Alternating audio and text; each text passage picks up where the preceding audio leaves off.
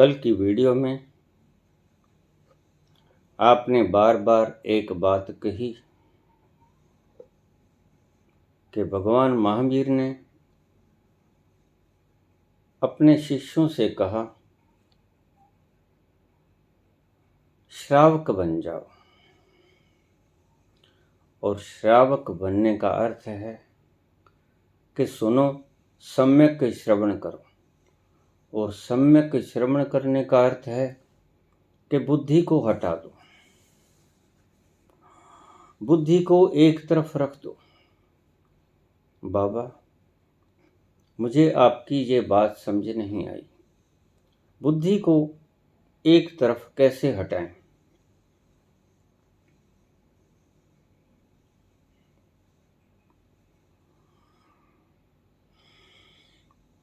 ये वीडियो भी तुमने बुद्धि से ही सुनी है।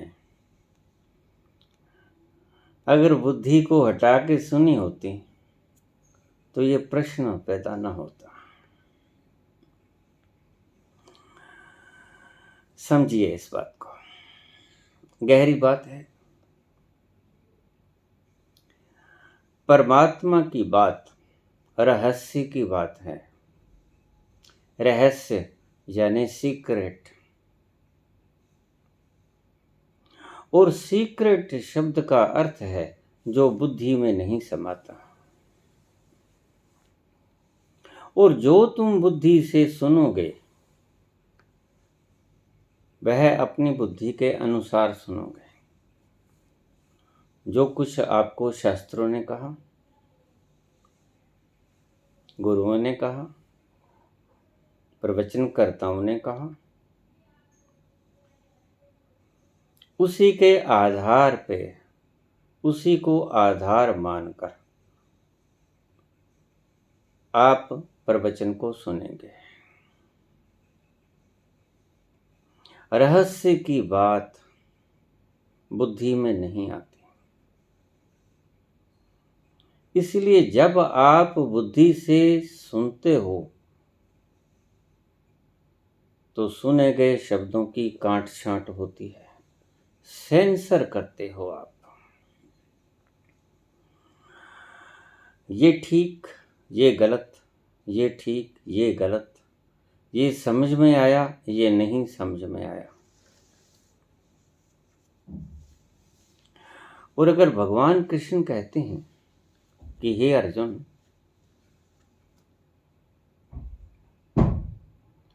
तू मेरे अर्पित होकर सभी कर्मों को कर,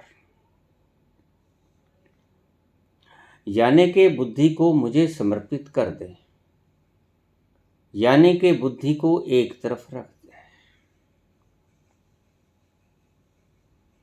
यही कृष्ण भगवान कहते हैं।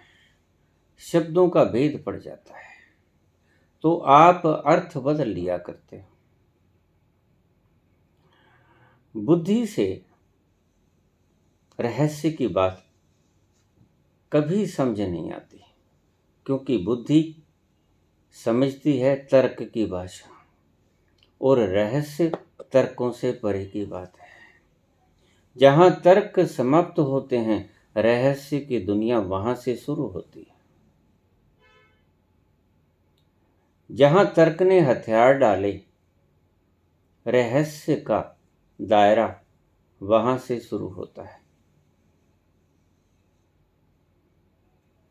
तो फिर कैसे सुना जाए? सम्यक श्रवण किसे कहते हैं?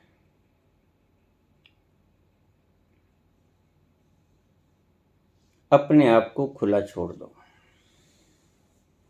Relax yourself. जब भी प्रवचन सुनो, किसी का भी प्रवचन सुनो,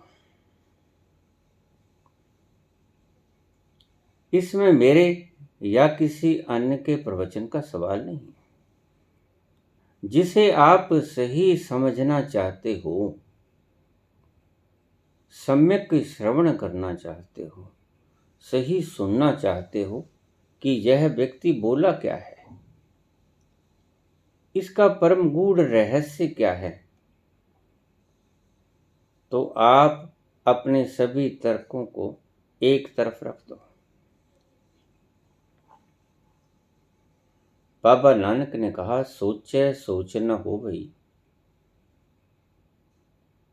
जे सोचे लख बार। तुम्हारी बुद्धि, तुम्हारा मन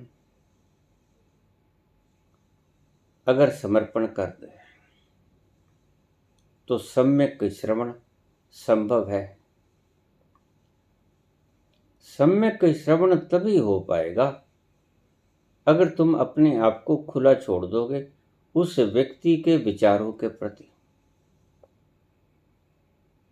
जैसे कोई आवाज आपके कान में टकराए और आपको सुनाई पड़ जाए, बस ऐसे ही सहज अवस्था में मेरी बात आप तक आएगी और आप उसको सुनने की चेष्टा मत कीजिएगा। वो आपके कानों में से गुजर के आपके हृदय स्थली में उतर जाएगी। आप बीच में बाधा मत बनो। मेरे कहने का ये तात्पर्य है, महावीर के कहने का यही तात्पर्य है। बुद्धि को परे हटा लो, ऑब्स्ट्रक्शन खड़ी मत करो, बैनर मत लगाओ, बैन मत करो, रुकावट मत खड़ी करो। जो शब्द जैसा आता उसको वैसे वैसे ही उतर जाने दो। वो होता है सम्यक श्रवण, और आपको पता नहीं। अगर आप सम्यक श्रवण कर लोगे तो जो काम आपका 10 साल में होना है वह 1 वर्ष में हो जाएगा। बुद्धि से काट छांट के सुनोगे तो वही सुनोगे जो तुमने अब तक सुना है, जिस पर तुमने भरोसा किया है। अगर उसके अनुसार बोला गया तो आप मान लोगे, अगर उसके अनुसार नहीं बोला गया तो आप नहीं मानोगे, आप सेंसर करोगे। बुद्धि को एक तरफ रखकर सुनने का अर्थ यही है, और भगवान महावीर के श्रावक शब्द का अर्थ भी यही है। बुद्धि को टोका टोकी मत करने देना, मन को भीतर मत आने देना। अगर मन ने जरा भी टोका टोकी की तो बात सीधी सीधी आपके हृदय में नहीं उतर पाएगी। बुद्धिमत्ता की बात, तर्क की बात बुद्धि से सुननी चाहिए। तुम्हारी सभी किताबें, जिसे आप इंफॉर्मेशंस कहते हो, जिसे आप ज्ञान कहते हो, वो सभी तर्क की भाषा में है। उसको बुद्धि से ही सुनना, तभी समझ आएगी। लेकिन ईश्वर की बात, जहाँ बुद्धि की सीमा समाप्त होती है, यानी जहाँ तर्क की सीमा समाप्त होती है, वहाँ से ईश्वर की बात शुरू होती है। तर्कातीत है वो, तर्क से पार की बात है। मन के पार से शुरू होती है उसकी बात, और आपका सुनना मन तक सीमित है, पुरानी आदत है। तर्क से ही सुनते आए हो। जो भी सब्जेक्ट आपने पढ़े सभी आपने तर्क से सुने, और अगर वो समझ में आ गए बुद्धि के तो ठीक, नहीं आप टीचर से पूछ लेते हो, जी समझ नहीं आई फिर समझाओ। लेकिन यह विद्या तुम्हारे सब्जेक्ट्स की विद्या नहीं है, तुम्हारे विषयों की विद्या नहीं है। ये विषयों के पार की विद्या है। ये मन की विद्या नहीं है, ये मन के पार की विद्या है। इस विद्या को अगर आप बुद्धि से सुनोगे तो पूरी ना सुन पाओगे। फिर प्रश्न उठेंगे, और तुम्हारे प्रश्न उठाने के सिर्फ यही कारण है कि आप सम्यक श्रवण नहीं कर पाते। सम्यक श्रवण आपको सिखाया ही नहीं गया। आपको तर्क युक्त श्रवण सिखाया गया। इसे ही कहते हैं समर्पण, जो कि अति कठिन है।